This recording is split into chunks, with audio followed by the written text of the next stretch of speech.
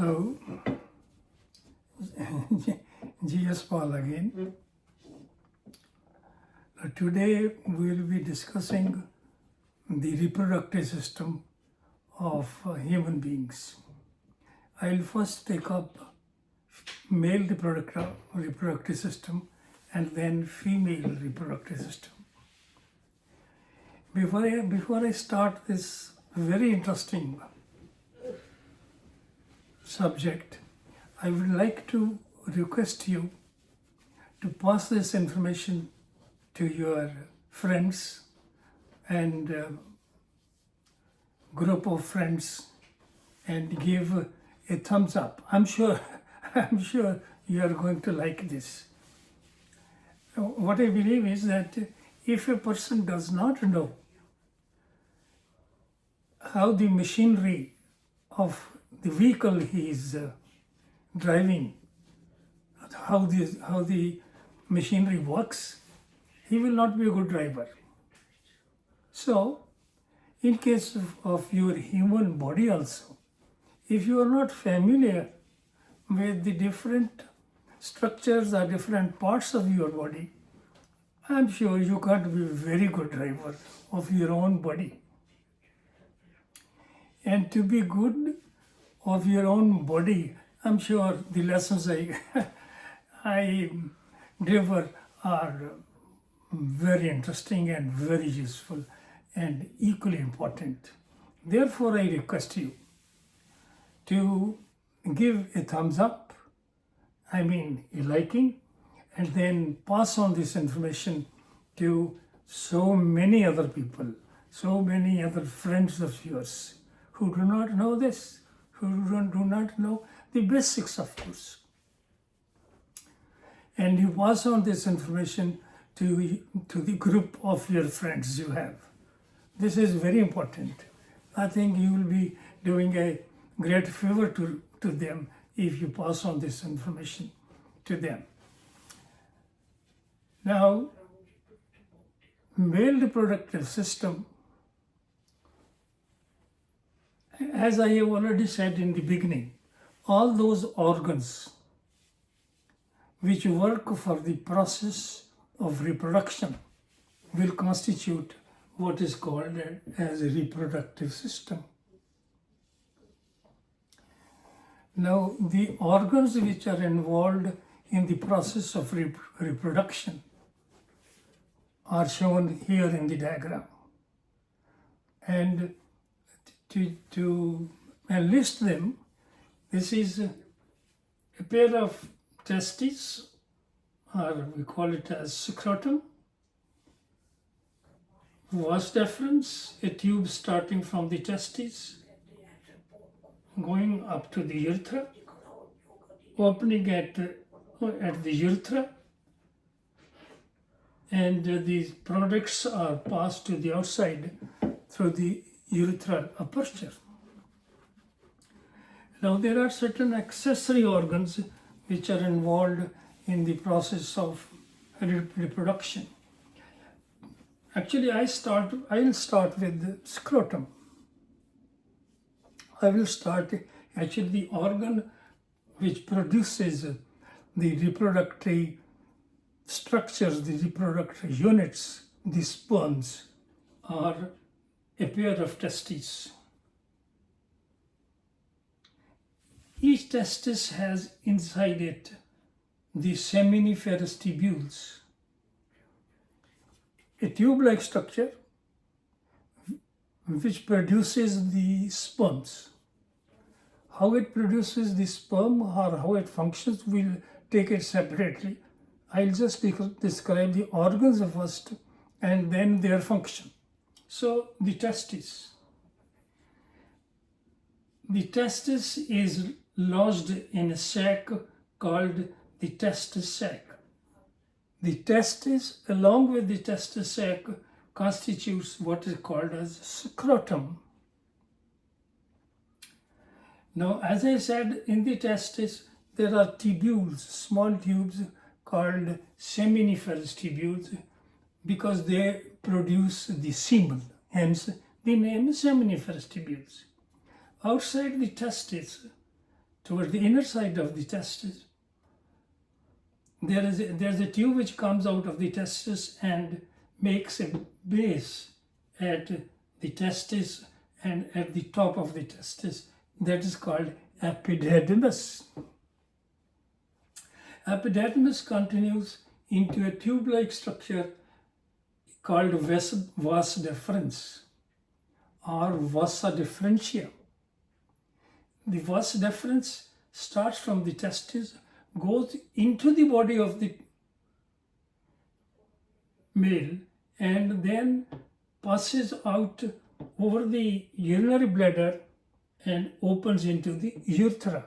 The vas deferens opens into the urethra. Now each scrotum hangs in the abdominal cavity of the man in such a way that if it is hot, when the body temperature is more than the normal temperature, the testes hang outside, they come outside the abdomen. And if the temperature is cold outside, the scrotum gets into the body of the human body, body of the male. The structure which makes it, the structure which suspends the testis in the abdomen is called inguinal canal. The inguinal canal is actually made up of the blood vessels, the arteries and the veins, and the lymphatic ducts and the nerves which supply the nerves to the testis. Hence makes this testis know the temperature outside or the inside of the body. Testis is very sensitive to the temperature. It is 0.5 degrees centigrade only. The difference of 0.5 degrees centigrade will make it to go into the abdomen and will let it come outside the abdomen if the body is hot. And if it is cold outside, it goes inside. The testis sac also shrinks, pushing the testis inside the abdomen. So this inguinal canal is important in that way. Now from the epididymis actually stores the sperms which are produced by the seminiferous tubules inside the testis. And then the sperms are transported from the epididymis to the ejaculatory canal, up to the urethra through vas deferens. It's quite a long tube, and which extends from the testis up to the urethra. Now,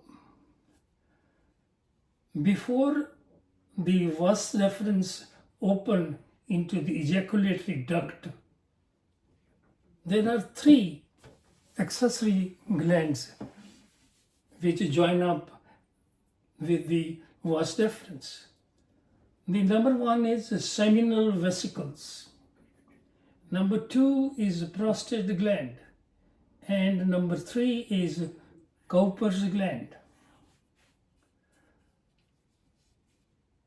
The sperms are actually stored in the seminal vesicles before they are ejaculated to the outside through the urethra.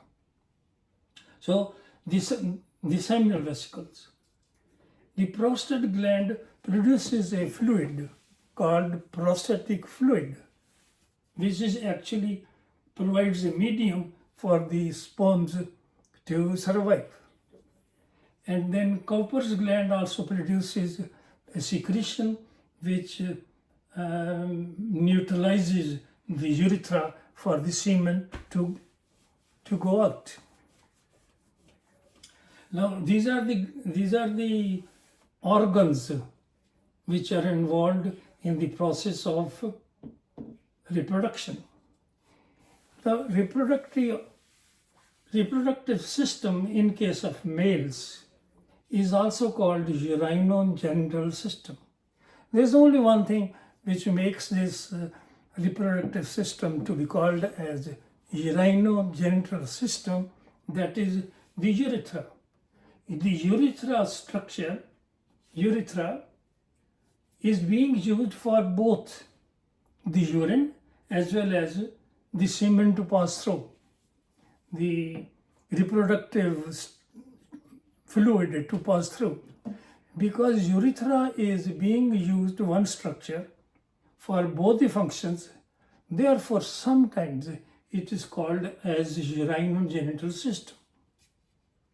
And that is only in case of males. In case of females, it is different. I mean, the urethra is not used for the reproductive structures to be passed out.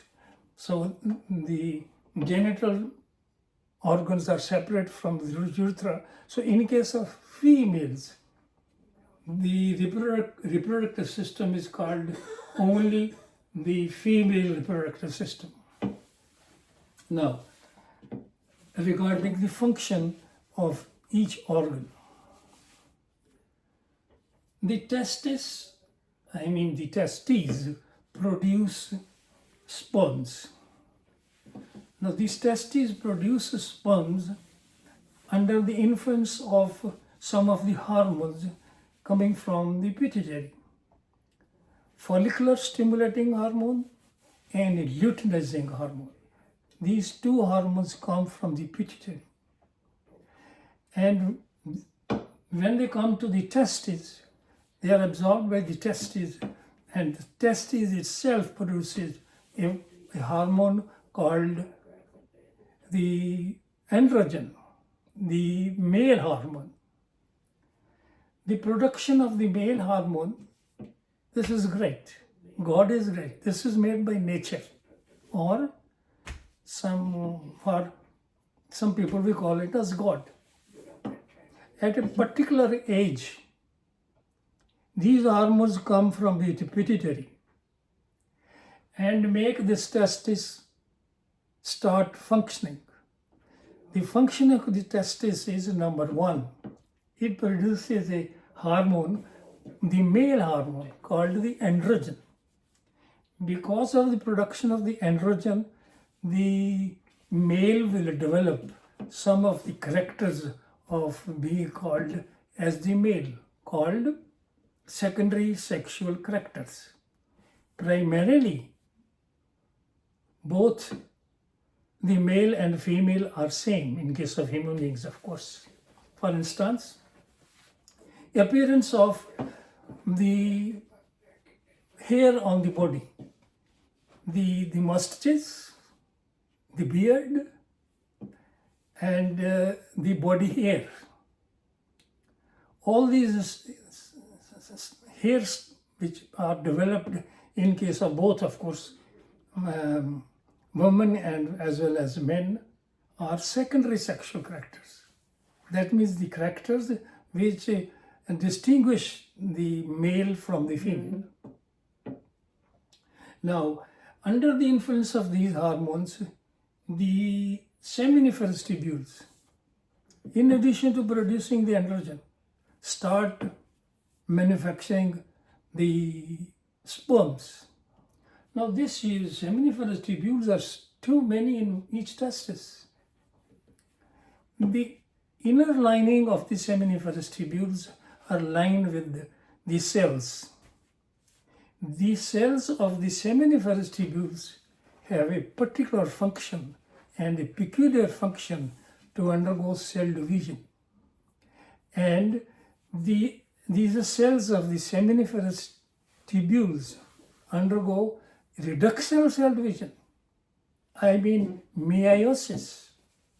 In reductional cell division or meiosis, what happens is that the number of chromosomes in each cell is reduced to half.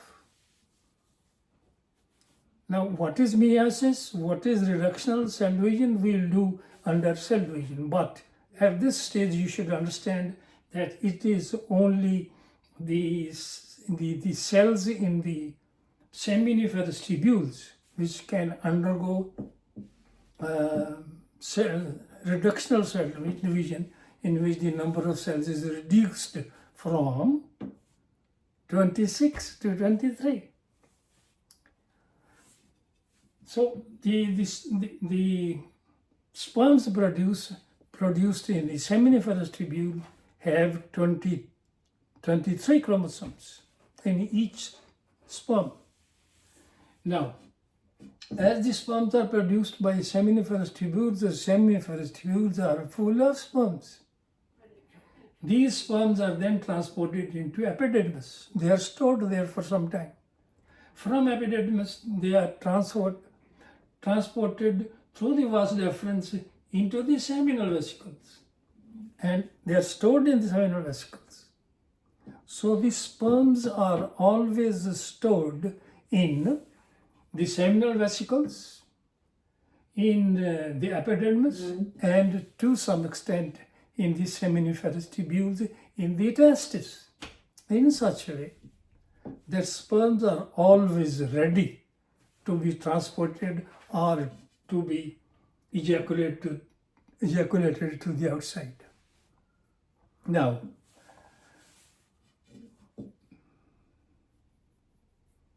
when the sperms are ejaculated to the outside through the urethra, the prostate glands produce a fluid in which the sperms can swim around.